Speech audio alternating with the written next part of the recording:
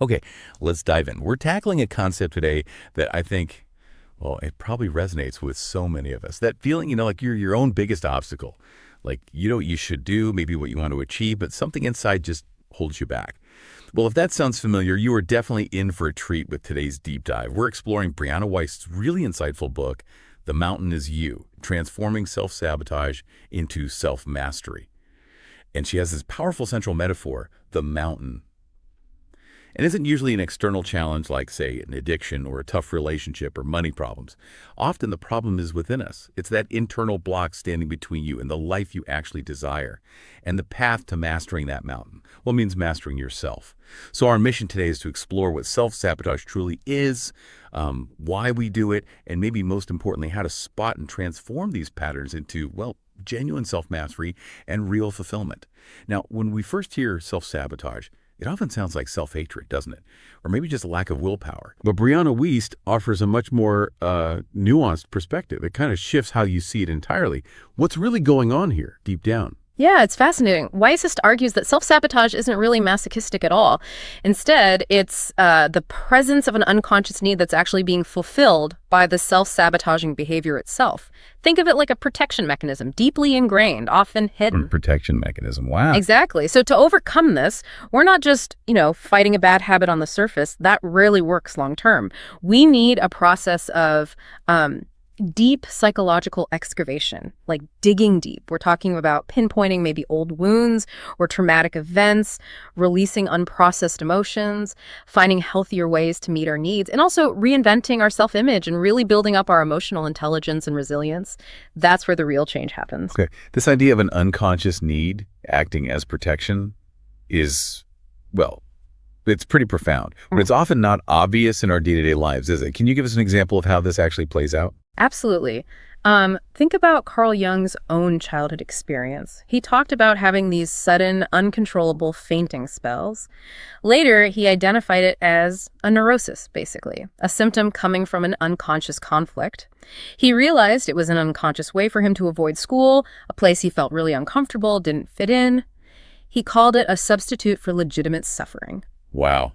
So the symptom was easier than facing the real issue. Exactly. It perfectly illustrates how our fears and, attachments are often just symptoms of deeper stuff. They're coping mechanisms for needs we feel we just can't handle healthily. So, for instance, someone might keep sabotaging relationships. It's not because they hate connection. It could be an unconscious fear of real intimacy, or maybe a deep need to keep their independence, even if they're also scared of being alone. It's conflicting, right? Yeah, that makes sense. Or someone might undermine their professional success again and again. Maybe what they really want deep down is to create art, and they see traditional success as completely incompatible with that true desire. We might overanalyze our feelings constantly, just endlessly thinking about them. Oh, I know people like that. To avoid actually experiencing the raw emotion. Or maybe engage in negative self-talk to dodge the vulnerability that comes with, really putting yourself out there. The relief these behaviors give, it's temporary, just temporary. It's a coping mechanism, sure, but a maladaptive one. It's not a real solution for that underlying need. Okay, so if self-sabotage is fundamentally about trying to meet some unconscious need, what are some of the deeper roots? Where do these persistent behaviors actually come from? Well, a lot of them stem from really ingrained patterns. One major root is irrational fear. Self-sabotage often comes from these long-held, unexamined fears. Fears we kind of project onto abstract, often pretty low-likelihood situations. Like what? Okay, so maybe a constant nagging fear of losing my job. That might actually be masking a deeper unconscious fear of not being worthy or not being good enough. Because facing the real core fear feels overwhelming, maybe too terrifying. We subconsciously shift it onto something less immediate, something less likely to actually happen right now. The brain kind of knows this abstract fear isn't an immediate threat, so it becomes a safe thing to worry about. It lets us express the anxiety without, feeling truly endangered in the moment. That's quite a defense mechanism. It is. And another source is our unconscious negative associations. Think about it. Our self-concept, who we think we are, it's built from all these influences, right? Parents, friends, experiences, society, and then our brain's confirmation bias kicks in. It works really hard to reinforce whatever beliefs we already hold. So it looks for evidence we're right. Exactly. So if we grew up with maybe an unspoken message like rich people are selfish or being really healthy makes you vulnerable, we'll unconsciously resist getting wealthy or getting super healthy, even if consciously we say we want those things. Like associating success only with getting praise from others instead of feeling it inside, or eating poorly as a way to soothe yourself, but never tackling the actual emotional discomfort. Or maybe using pessimism as your main way to connect with people or feel prepared for the worst. Right, finding common ground and complaining. Precisely. So to resolve this, we really have to dig up and challenge these deep beliefs. Recognize that, hey, money can do a lot of good. Health can be strength. Criticism often just comes with creating anything worthwhile. And there are much better ways to soothe ourselves or connect. Okay, so irrational fears, negative associations. Yeah. What else? And then there's just what's unfamiliar. This is a big one. Humans, we're basically wired to resist the unknown. Our brains see any change, even positive change, as a potential threat because it feels like a loss of control. Familiarity feels safe. Even if the familiar isn't good for us. Exactly. So we end up confusing the discomfort of something new with it being inherently wrong or bad. Gay Hendricks talks about this upper limit problem. Like, we have this internal thermostat set for how much happiness, success, or even just peace we allow ourselves to feel. An upper limit on happiness. Yeah, an unconscious tolerance level. When we get close to it or go past it, we often unconsciously do something to sabotage ourselves, just to get back to what feels comfortable, what feels familiar. We're wired for comfort, see? Not necessarily for sustained happiness or growth, which often requires discomfort. So how do you fix that? The key is slow acclimation. You have to gradually get used to your new normal. Instead of these huge, jarring leaps, you make small shifts. Yeah. Gradually expand your comfort zone to include the life you actually want. That framework really helps understand the why. So the next big question is, how do we actually spot self-sabotage in our daily lives? The book gives some pretty clear signs, right? Not just that vague feeling of being stuck. That's right. Yeah, while it's not like one single action you can point to, there are definitely specific patterns that are, let's say, highly indicative. It boils down to knowing, on some level, that there's an issue, but still perpetuating it, consciously or not. Let's look at a few common ones Wallace points out and how to maybe resolve them. Okay, let's do it. First up, resistance.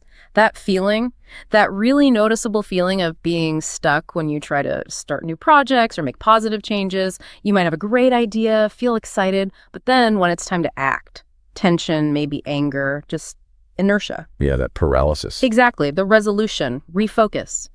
Get crystal clear again on why you want this thing. Then really try to identify those unconscious beliefs pulling you back.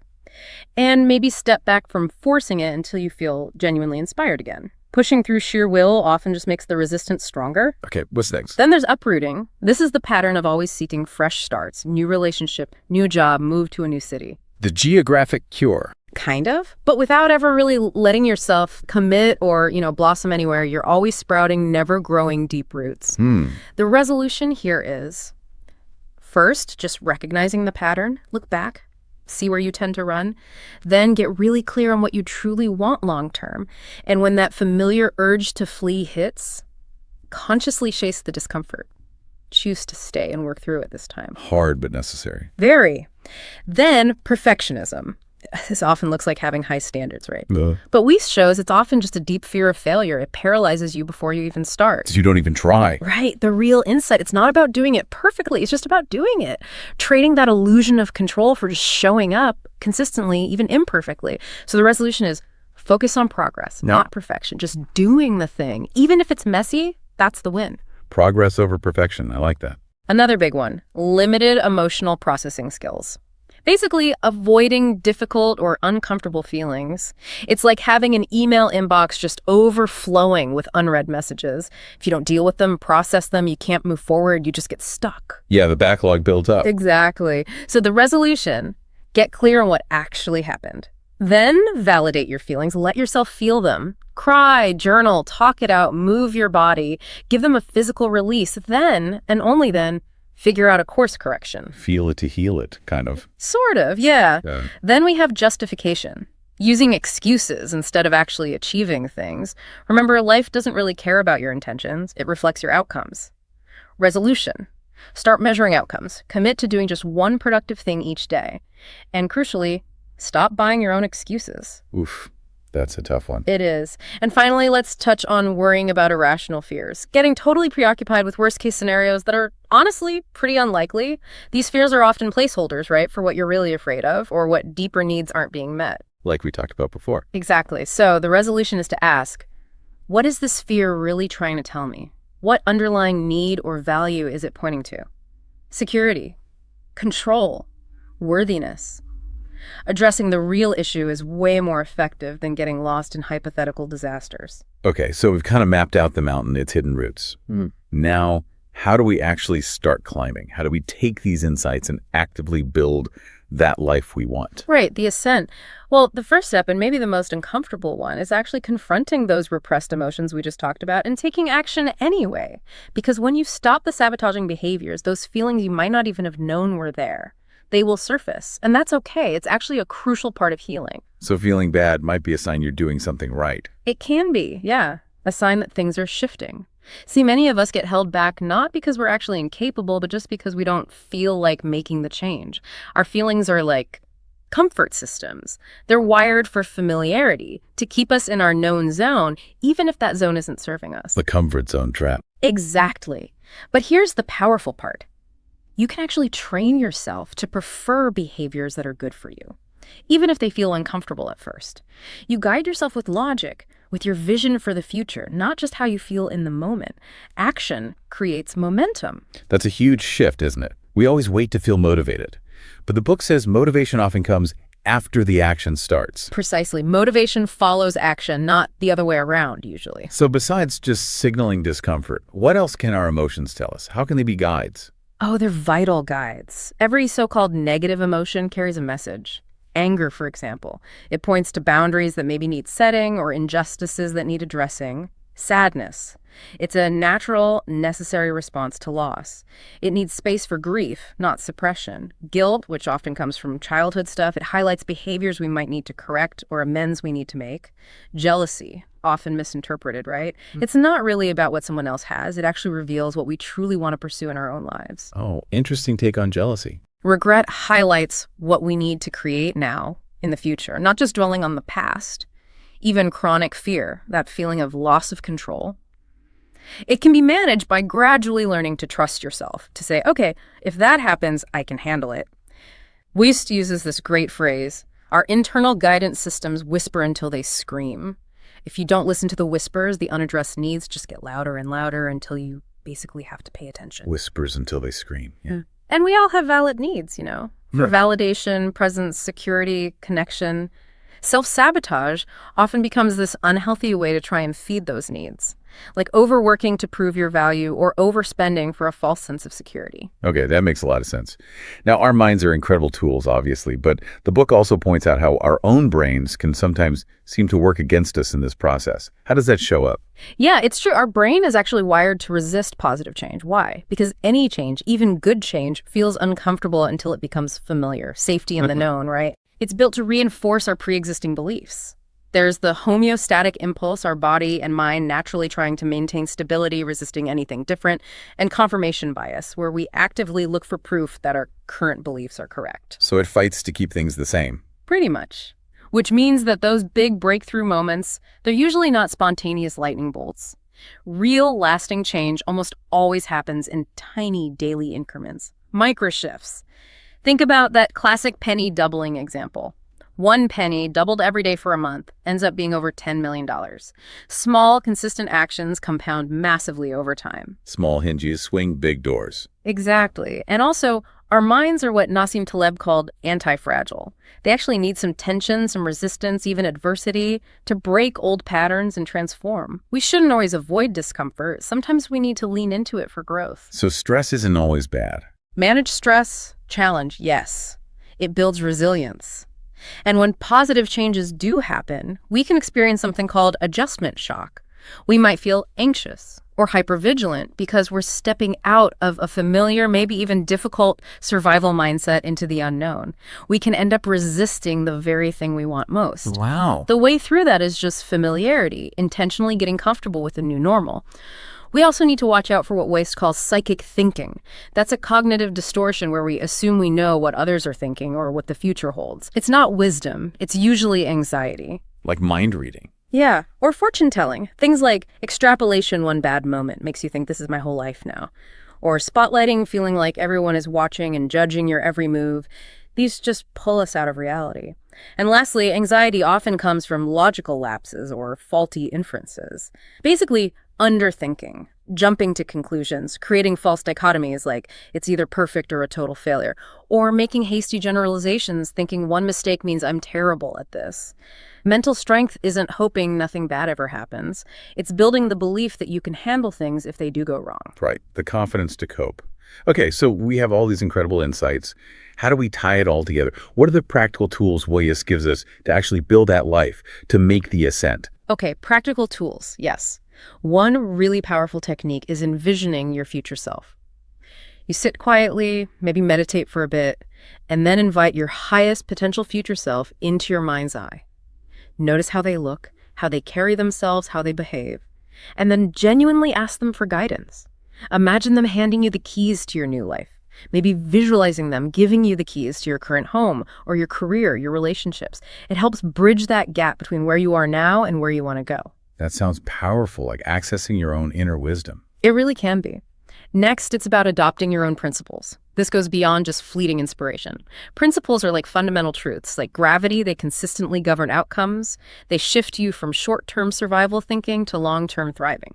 So you define what you truly value, maybe authentic relationships, financial freedom, travel, creativity, and then you build unwavering principles around those values. Like personal laws to live by. Exactly. For instance, if you value financial freedom, a principle might be, I consistently save X% of my income. Knowing those small, consistent actions build wealth over time. Then, focus on finding your true purpose. Now, this isn't always some single grand calling that hits you like lightning. Often it's found at the intersection of your unique skills, your deep interests, and what the world actually needs. And sometimes purpose is really forged in hardship. It forces us to step up, to become the heroes of our own stories. It's about finding what you're willing to work for, even when it's tough, and what feels most natural and engaging for you. Okay, what else? Another crucial one, learning to validate your feelings. Really allow your emotions to be felt without judging them as good or bad. This helps release that emotional backlog we talked about, like clearing out that inbox. Remember, emotions are physical experiences. They often need a physical outlet. Maybe you need to sweat, move, cry, shout into a pillow. Meditation here isn't always about becoming calm. Sometimes it's about simply feeling the emotion fully as it arises, letting it pass through you without getting swept away. Allowing, not resisting. Precisely. And finally, becoming mentally strong. This involves several things. Develop a clear plan, because plans actually solve problems, vague intentions don't. Humble yourself, recognize it's not all about you. Other people are mostly focused on their own lives. Ask for help when you need it. You're not supposed to know everything. Learn to process those complex emotions, anger, grief, fear, rather than stuffing them down. Focus on making things right going forward, not just dwelling on what went wrong. See triggers as signals that your old wounds need some attention. And honor your discomfort, because often it's telling you you're growing, you're capable of more. Wow.